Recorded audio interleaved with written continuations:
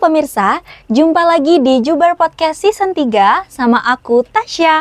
1, 2, 3, open your ears, open your eyes. Gimana nih kabarnya setelah cuti lebaran? Semoga dalam keadaan sehat selalu dan juga semangat untuk menjalani perkuliahan, menjalani pekerjaan dan juga aktivitas lainnya. Pada episode kali ini tuh spesial banget untuk kalian yang fresh graduate atau yang lagi nyari kerja. Karena bintang tamu kita pada hari ini adalah HRD dari perusahaan swasta di Surabaya. Dan juga sekaligus alumni dari D3 Administrasi Bisnis Politeknik NSC Surabaya. Tuh, D3 Administrasi Bisnis bisa menjadi HRD. Jadi, apa aja sih keunggulan di program studi Administrasi Bisnis? Langsung kepoin aja di website kami, bisa klik di bawah ini atau bisa follow Instagram kami, bisa klik di atas.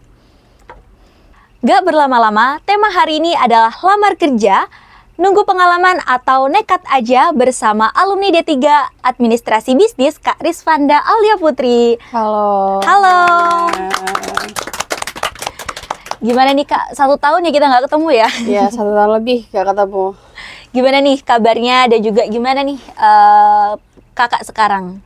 Alhamdulillah baik, sekarang bisa meneruskan apa yang sudah saya ketik dulu. Saya dulu di sini lulus mengetik modul, menciptakan modul rekrutmen, dan akhirnya saya bisa meneruskan apa yang saya ingin teruskan di sini. Oke, kesibukannya apa tuh Kak? Berarti Kak? Saya sekarang jadi HR di salah satu perusahaan tools di Surabaya, jadi perusahaan APR 70. Jadi saya sekarang jadi HR dan alhamdulillahnya saya bisa meneruskan apa yang saya impikan di modul-modul saya, di modul-modul rekrutmen saya bersama pemuda muda. Jadi saya sudah meneruskan apa yang saya impikan. Oke, jadi dari jurusan Kakak sama apa yang Kakak sekarang kerjakan atau apa yang sekarang Kakak lakukan itu sinkron nggak sih Kak? Sinkron. Kalau saya sinkron karena alhamdulillahnya ya teman-teman di Politeknik NSC Surabaya ini ada mata kuliah MSDM, ada mata kuliah interpersonal skill, dan ada mata kuliah etika profesi, dan semuanya ini mengandung ilmu MSDM. Dan kalian kalau misalkan ingin menjadi HR itu sebenarnya simple, dan kayak kalau kamu ingin mengapply suatu pekerjaan itu pasti kamu interesting dalam suatu hal terlebih dahulu. Sama seperti saya interesting dengan MSDM, saya interesting dengan dunia HR, jadi saya meng-highlight 3 mata kuliah ini ketika berkuliah. Jadi mata kuliahnya Bu Mahmuda, Pak Eko, dan Bu itu. Jadi jangan pernah tidur ketika 3 mata kuliah ini ya teman-teman, karena itu adalah kunci kamu menjadi HR. Oh begitu. Jadi HR itu nggak melulu tentang jurusan psikologi, nggak melulu betul. itu ya? Karena kita harus mematahkan statement kalau misalkan AB juga bisa jadi HR, karena di mata kuliah kita juga ada ilmu MSDM. Jadi secara generalisir memang itu ilmu general dan itu memang ilmunya secara garis besar. Cuman how to be kita secara personal itu bisa meresum dari ilmu-ilmu tersebut dan menjadi key skill dalam diri kita. Jadi ketika saya interesting dengan dunia HR nih. Nah, ketiga mata kuliah ini sudah saya kuasai, tapi bagaimana saya itu bisa menjadikan ketiga mata kuliah ini key skill dari diri saya. Gitu. Dan untuk Kakak tadi berbicara tentang tugas akhirnya Kakak modul ya? Yeah. Itu tentang apa Kak kalau boleh tahu? Saya dengan Bunga Muda mengetik modul rekrutmen dan seleksi PT Aisken Multikarya. Jadi prosesi rekrutmen saya bersama PT Aisken pada waktu itu, prosesinya bagaimana dan apa yang ada di dalamnya, dan apa yang saya ciptakan, apa yang saya kerjasama dengan berbagai web juga itu ada di dalamnya. Oh, dan terpakai sampai sekarang? Terpakai sampai sekarang. Oh. Oke, kita mulai ke pertanyaan mendasar ya Kak ya. Kakak sebagai HRD, menurut Kakak itu pelamar itu butuh nggak sih Kak harus memiliki pengalaman kerja dulu? Menurut saya harus memiliki pengalaman kerja dulu. Nekat itu boleh, tapi harus punya pengalaman kerja dulu. Kenapa harus punya pengalaman kerja dulu? Karena Kalau sesimpel peribahasanya gini teman-teman, kalau kamu nggak tahu bidang itu apa, kamu nggak ngerti di situ kamu bakalan kerja apa. Nah, sesimpel itu. Nah, di dalam dunia kerja manapun kalian pasti akan ditanyai pengalaman kerjamu apa, nah skillmu apa, pasti kamu bakalan ditanya hal-hal seperti itu. Nah, itu menurut saya harus memiliki pengalaman kerja dulu itu, karena ketika kamu ditanya kamu relevan dengan bidang tersebut, jawabannya gitu. Dan ketika kamu dipekerjakan di bidang tersebut, kamu menguasai bidang tersebut. Jadi pasti kayak SPV, manajer, HRD, dan atasan-atasanmu lainnya, itu tuh pasti memiliki kesibukan masing-masing. Jadi ada orang yang mau direpoti, ada yang orang yang ketus malah membalikan pertanyaan ke kamu, ada orang yang malah ngejudge kamu. Nah, how to be kamu bisa benar-benar ada di tengah-tengah. Di sini tuh kamu benar-benar bisa menguasai dan benar-benar bisa mendalami perannya juga gitu. Dan ketika kamu masuk ke dunia kerja, kamu pasti ditanya apakah kamu memiliki pengalaman kerja terlebih dahulu, apakah kamu relevan, apakah ini itu tuh karena ingin memastikan bahwa kandidat yang kita cari itu adalah sesuai. Tapi kalau misalkan kakak dihadapkan sama pelamar yang dia tuh, misalkan kalau misalkan kita ngomong SMK mungkin masih ada pengalaman magang ya. Tapi kalau misalkan itu SMA yang benar-benar fresh graduate, itu kakak tanyakan tentang pengalamannya tuh tentang organisasi kah atau bagaimana? Saya sebelum tanya itu pasti cek CV dia terlebih dahulu. Iya. Cek CV dia terlebih dahulu, apa yang interesting dari dia, mari kita bahas. Karena ada orang yang nggak interesting, ada juga orang interesting. Kalau misalkan orang yang nggak interesting pasti pertanyaannya akan judgmental atau dan lain sebagainya. Tapi orang interesting akan bertanya tentang CV-nya atau pengalamannya seputar apa yang dia sampaikan di dalamnya. Misalnya yang dia sampaikan, saya pernah terjun di organisasi OSIS, saya pernah terjun di organisasi silat dan lain sebagainya, saya mendalami peran ini itu, saya memiliki pengalaman menjadi ketua OSIS dan lain sebagainya, itu perlu kita bahas juga. Oh begitu, jadi perlu ya kak ya menjadi pengalaman itu ya. Kita kalau misalkan tadi yang saya bicarakan tentang kalau misalkan fresh graduate gimana, pasti kan dicek dulu gitu berarti ya. Oke, kakak sebagai HRD tuh sebenarnya tuh perusahaan itu menginginkan pelamar tuh yang seperti apa sih kak? Nah, tips catat ya teman-teman. Catat ya teman-teman. Pertama, memiliki pengalaman yang relevan, itu pasti dicari, karena fun fact di dunia kerja di luar sana itu atasanmu itu nggak mau ngajari kamu lagi mulai dari nol teman-teman.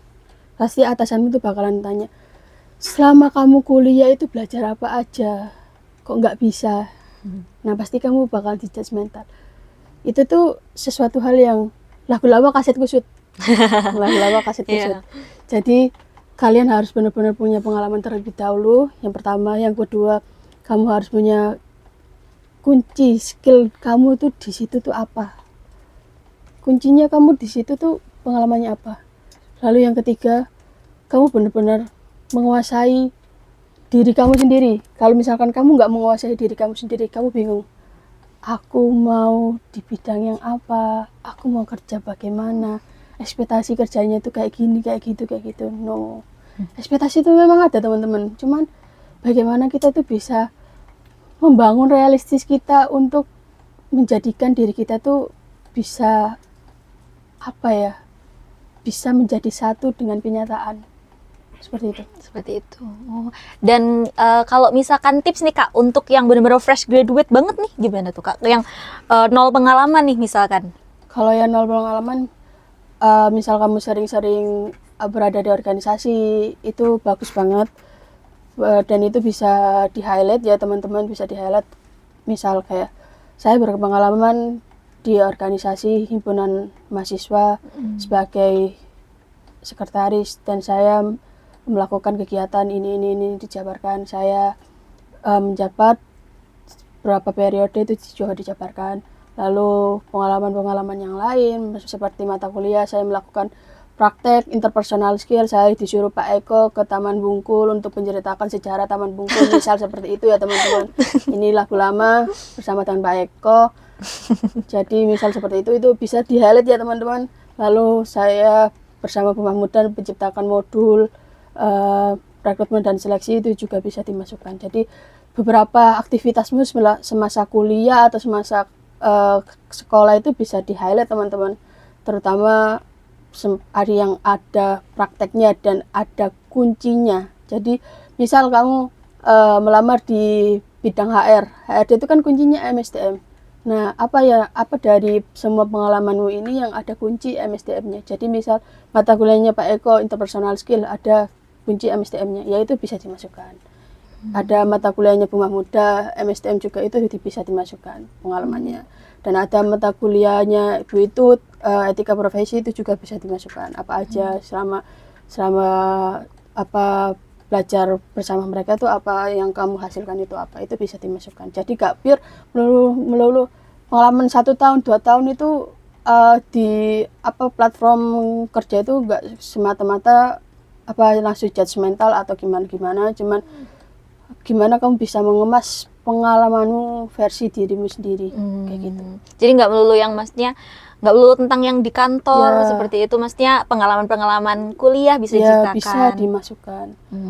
Bahkan saya sendiri aja pengalaman yang benar-benar HR nggak ada, karena sebelumnya saya ada di sekolahan dan ada di bidang sekolahan, dan saya terjun ke dunia HR itu benar-benar pure dengan memakai key skill yang telah saya pelajari bersama dosen-dosen di NSC teman-teman. Jadi ya belajar dengan Pak Eko, Pemah Muda, itu ya dengan dosen lainnya. Cuman bagaimana saya itu bisa highlight dari pengalaman atau pembelajaran yang saya ingin mempelajari yang lebih lanjut gitu loh. Jadi saya ingin mempelajari lebih lanjut itu di MSDM. Jadi mata kuliah 3 ini saya jadikan key skill. Di CV saya, di pengalaman saya, jadi seperti itu. Jadi penting banget ya Kak ya pengalaman, maksudnya kita bukan bicara tentang pengalaman di kantor saja nih, kayak pengalaman di berbagai hal kayak mungkin di sekolah, di universitas gitu ya? Iya betul. Oke Kak, untuk dari sisi HRD nih Kak, biasanya kan kita sebagai pelamar itu sudah ngirim CV, sudah mastiin CV-nya bagus, sudah interview juga, tapi ternyata tuh harus nunggu lama. Biasanya kalimat keramatnya tuh nunggu 2 minggu ya, gitu. Itu gimana sih? Lagu lama kaset kusut. Jadi kalau misalkan teman-teman ada tunggu 7 hari, nanti kami akan hubungi ya Kak. Lagunya seperti itu ya teman-teman. Nah teman-teman bisa 7 hari berikutnya teman-teman chat HRD-nya atau misal selamat pagi Bapak Eko, saya Rizvanda yang interview pada waktu Senin 15 Agustus 2025 di PT sekian. Saya ingin meluruskan bahwasanya adakah informasi lebih lanjut mengenai diri saya. Nah, teman-teman bisa ajukan pertanyaan-pertanyaan yang lain, tapi alangkah baiknya memang forward dulu ke HRD-nya. Setelah misal kamu dikasih tenggat waktu 7 hari, ya forward selama 7 hari. Kalau misalkan dalam waktu 7 hari nggak ada balasan, sampai 1 kali 24 jam nggak ada balasan, 2 kali 24 jam nggak ada balasan, 3 harinya chat lagi. Baru kalau misalkan setelah 3 hari nggak ada balasan, 3 hari dari 1 kali 24 jam nggak ada balasan, wassalamualaikum warahmatullahi wabarakatuh. Kita cari yang baru. Tapi kalau kakak sebagai HRD tuh biasanya kalau misalkan ada pelamar yang mau kakak tidak sesuai nih dengan pelamar tersebut, itu kakak langsung ghosting aja nih, atau ada informasi? Biasanya kan ada ya, ada yang langsung ghosting aja gitu. Saya nggak jago ghosting teman-teman, jadi saya akan menginformasikan lebih lanjut kalau misalkan saya tidak tertarik. Jadi ada suatu pesan misalkan, mohon maaf sebesar-besarnya, Anda terima kasih atas waktunya sudah memberikan kesempatan untuk menghadiri interview pada sore hari ini. dan lain sebagainya, kalimat-kalimat keramat seperti itu yang bisa saya sampaikan. Lalu sisanya saya sebutkan kalau misalkan saya tidak bisa menerima kandidat tersebut. Oh, jadi Kak Rizvanda ini bukan termasuk HRD yang ghosting ya guys ya. Dan Dan untuk waktu yang pas menurut Kak Rizvanda untuk melamar kerja itu gimana? Kadang ada loh Kak pelamar itu yang nggak ngerti waktu, dia jam 10 malam ngirim email atau nggak gitu baru 1 hari interview udah nanyakan kabarnya. Itu gimana Kak etika yang bagus untuk para pelamar? nah, teman-teman, ada beberapa tips mulai dari awal. Pastikan CV kalian menarik. Tuangkan semua pengalaman kalian, mulai dari pengalaman organisasi, pengalaman mata kuliah, pengalaman kerja, pengalaman organisasi manapun bisa kalian tuangkan di sini. How to be, kamu benar-benar bisa menarik dari CV-mu dulu. Karena sesimpel kalau kamu misal belanja Shopee, kamu pasti cek deskripsinya dulu kan. Benar-benar. Nah, sama seperti HRD di luar sana, HRD juga pasti mengecek CV-mu terlebih dahulu. Nah, kalau misalkan kita interesting, pasti kami akan memberikan kesempatan kalian untuk menghadiri interview. Nah, waktu interview ini adalah waktu kalian untuk meluapkan atau mengekspresikan bahwasanya diri kalian itu sudah sesuai dengan apa yang kalian tuang di CV. Jadi ada misalkan kandidat itu di CV sama ketika dia interview itu tidak sejalan. Ada ya kan, ada yang seperti itu. Tapi kita mencari orang yang benar-benar bisa jujur, apa yang dia sampaikan itu benar-benar jujur. Jadi misal kamu menyampaikan bahwasanya saya interesting di dunia HRD, lalu kamu ketika saya interview kamu pengalamannya apa? Saya pengalamannya di dunia ini, tapi saya nggak interesting di sini. Itu juga nggak boleh. Jadi kamu benar-benar bisa menuangkan apa yang sudah kamu sampaikan di CV, kamu benar-benar bisa tuangkan ketika kamu di interview pada saat itu juga. Nah, kapan ketika kamu bisa melamar? Apa waktu yang tepat ketika kamu bisa melamar? Apply di jam kerja, teman-teman. Di jam kerja, apply di jam kerja, bisa di-apply mulai dari jam 7 sampai dengan jam kerja itu selesai. Jangan apply di luar dari jam kerja itu tadi, karena bukan karena nggak boleh atau bagaimana, tapi etikanya HRD itu akan bekerja atau akan melaksanakan pekerjaan tersebut di jam kerjanya. Dan ketika kalian mengirimkan email di jam kerja, artinya email itu masuk di jam kerja dan itu akan dibaca notifikasinya. Oh, jadi peluang untuk dibaca Ya. HR-nya tuh lebih besar ya? Lebih besar di situ. Dan ini pertanyaan pribadi nih Kak. Biasanya tuh aku sering lihat ya kualifikasi dari lowongan pekerjaan itu ada good looking itu, Mas. Dari HR good looking itu apakah harus standar, maksudnya kita putih tinggi atau cuma penampilan rapi? Itu maksud good looking itu kan apa ya? Luas ya Kak ya? Ya. Iya, itu maksud dari good looking tuh kalau di standarnya Kak Rizvanda sebagai HR itu apa? Kalau standarisasi saya sebagai sales, good looking itu adalah orang yang bisa mengemas dirinya sendiri secara rapi, teman-teman. Jadi ada beberapa divisi yang misal butuh banget tentang good looking ini ya, seperti sales, frontliner, dan juga marketing. Itu juga butuh tentang apa good looking itu. Maksudnya adalah bagaimana kalian bisa mengemas diri kalian secara rapi, karena orang itu bakalan interesting ketika kamu itu rapi dan menarik. Jadi gak melulu tentang cantik, harus putih 7 kilogram bedak atau gimana, enggak begitu teman-teman. Jadi bagaimana kalian itu bisa benar-benar rapi dan menarik perhatian lawanmu. Jadi kalau misalkan hijab, pakai hijab, bagaimana hijabmu yang rapi seperti apa? Kalau misalkan di selempang ya di selempang, kalau misalkan diikat ya diikat. Ya bagaimana kamu bisa menyesuaikan standarisasi versi dirimu rapih dan menarik itu bagaimana? Nggak harus good looking putih atau pakaian body dan lain sebagainya, enggak juga. Jadi kalau tentang foto di CV itu penting ya Kak ya? Penting, yang penting nggak bercanda. Iya. Kadang ada beberapa Iya. foto yang backgroundnya itu kayak di pemandangan atau gimana, Iya. foto di pantai. No, teman-teman, lebih baik foto formal atau bisa teman-teman foto di studio seperti ini, bisa pakai gaya kayak gini atau kayak gimana, pakai gaya yang sopan, yang profesional. Yang penting jangan foto di taman, kelihatan tamannya, kelihatan pantainya itu. Iya. Jangan ya teman-teman. Soalnya saya pernah ada temen yang CV-nya pakai masker itu. No, No. jangan ya teman-teman. Kita pasti CV itu melihat wajahmu, oh ya wajahnya sesuai, oh ya namanya sesuai, oh ya ini sesuai, seperti itu.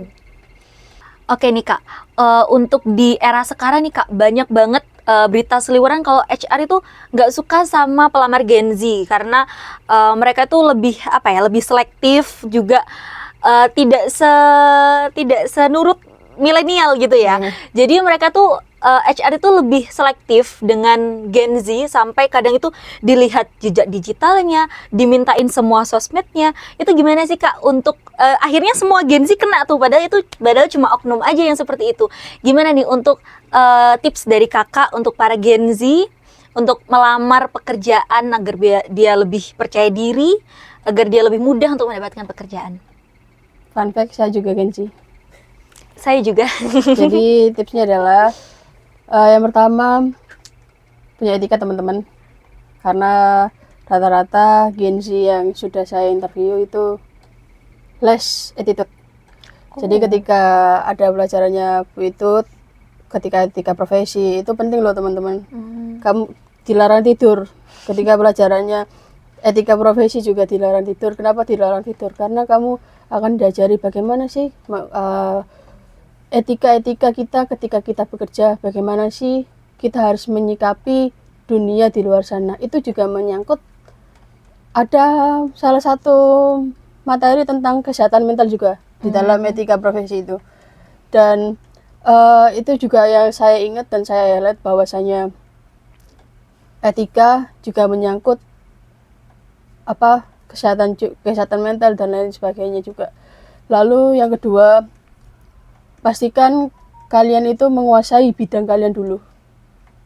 Menguasai bidang kalian dulu, baru kalian bisa tumpahkan semua bidang kalian atau semua yang sudah kalian kuasai itu di CV. Buat CV-CV yang menarik, ATS friendly, atau yang simple tapi yang menyakup semua hal. Ya memang gak ada hukumnya CV itu harus ATS, tapi lebih baik itu yang bisa kita baca dengan sesama, maksud dan tujuannya itu apa, itu yang versi ATS teman-teman. Jadi tuangkan semua idemu, tuangkan semua pengalamanmu di CV. Apa yang bisa kamu ketik di situ ya kalian ketik. Kalau misalkan kalian pengalamannya cuman di organisasi, ya nggak apa-apa, percaya diri, tetap dituangkan. Kalau misalkan pengalamannya cuman ada di mata kuliah seperti saya, nggak apa-apa, tetap dituangkan. Tapi bagaimana kalian bisa improvisasi dari apa yang kalian ketik itu tadi. Terus habis itu ketika kalian diberikan kesempatan untuk interview, lalu berikutnya ketika kalian sudah diberikan kesempatan untuk interview, kuasai diri kalian terlebih dahulu, kuasai dari semua yang ketiga saya sampaikan tadi. Ketika semuanya sudah kalian kuasai, kalian sudah menguasai diri kalian sendiri, kalian akan bisa menguasai pertanyaan dari HR tersebut. No nervous akhirnya. Kenapa nervous terjadi? Karena kalian tidak menguasai diri kalian sendiri. Kalian tidak menguasai apa yang kalian sampaikan di CV kalian. Jadi sebelum interview itu dibaca terlebih dahulu apa yang harus saya sampaikan. Deskripsinya sesuai enggak ya. Jadi deskripsi itu pasti akan kita sampaikan, deskripsi di CV akan kita sampaikan ulang ketika kita bertemu dengan HR. Dan itu kita sampaikan dengan seksama juga, dengan secara jujur yang seperti saya sampaikan tadi. Kalau misalkan saya interesting di bidang HR, saya juga berpengalaman di bidang HR, saya menguasai materi di bidang HR, saya belajar dengan Pak Eko di mata kuliah interpersonal skill, belajar dengan pemain muda di ilmu MSDM, dan saya belajar dengan Bu itu di ilmu etika profesi, dan masih banyak dosen lainnya, tetapi saya interesting dengan mata kuliah tersebut. Jadi beberapa tips itu yang bisa mungkin teman-teman bisa pakai, karena itu sesuatu tips yang memang seharusnya Gen Z lakukan, karena sorry to say memang Gen Z agak bentrok ketika dirinya itu tidak menguasai dirinya sendiri. Benar. Faktanya adalah seperti itu teman-teman. Jadi kuncinya adalah kuasai dirimu sendiri dan kuasai apa yang sebenarnya ingin kamu apply itu apa gitu loh. Benar-benar. Tuh tips yang menarik ya dari Kak Rizvanda. Jadi Kak, intinya tuh apa tadi Kak? Pengalaman dulu apa nekat aja? Pengalaman dulu. Pengalaman dulu. Dicatat ya teman-teman. Jadi pengalaman itu nggak melulu tentang kerja di kantor selama 2 tahun ya Kak ya. Tapi bisa juga dari kuliah, kalian aktif kuliah, kalian aktif berorganisasi di SMK. Dan juga tadi udah di-highlight kadang orang sepele banget nih Kak sama matkul etika, Ya, profesi. betul. Mereka lebih kalau misalkan itu kadang di pikiran mereka cuma teori aja gitu. Tetapi ternyata sama Kak Rizvanda itu 3 mata kuliah yang tadi di highlight itu bisa sangat berguna untuk Kak Rizvanda bisa jadi HR ya. Ya betul. Dan sebenarnya nekat itu perlu nggak perlu juga. Tapi kalau misalkan kalian nekatnya adalah posisinya itu sesuai dengan diri kalian atau kalian sudah pengalaman di bidangnya, ya gas terus. Tapi cuman kalau misalkan nggak sesuai, jangan ya teman-teman. Seperti di awal, nggak semua atasan itu akan mau mengajari kalian mulai dari nol. Kalau misalkan kalian di judgmental oleh mereka, ya wassalam. Karena memang seharusnya kita sudah punya key skill atau pegangan iman dulu sebelum kita melamar. Jadi pegangan kita tuh, kita mau melamar ke akuntansi, pegangan kita ya kita harus jago Excel dulu, belajar basicnya dulu. Kita mau melamar ke administrasi, ya kita harus menguasai Word dulu. Sesimpel itu, kita harus menguasai apa yang bidang itu butuhkan. Jadi nekat itu sebenarnya perlu kalau misalkan kalian memang sudah menguasai di bidangnya. Kalau misalkan tidak menguasai di bidangnya, jangan. Kalau misalkan dari administrasi bisnis ke teknik, ya tidak boleh. Iya, jadi nggak boleh asal sembarang nekat, tapi tetap harus ada ilmu meskipun dasar ya Kak ya. Betul. Oke, sekian podcast hari ini. Semoga apa yang disampaikan, apa yang di-sharing sama Kak Rizvanda bisa menjadi gambaran kalian. Bagaimana nih kalau mau melamar kerja, apa yang harus disiapkan. Jadi inti dari apa yang disampaikan Kak Rizvanda tadi, nekat itu nggak apa-apa, tapi tetap harus ada dasarnya. Meskipun ilmu dasar, tetapi tetap harus ada. Jangan asal nekat begitu ya Kak ya. Oke, terima kasih Kak Rizvanda atas waktunya. Dan juga buat kalian, jangan lupa di subscribe, like, dan komen. Sampai jumpa!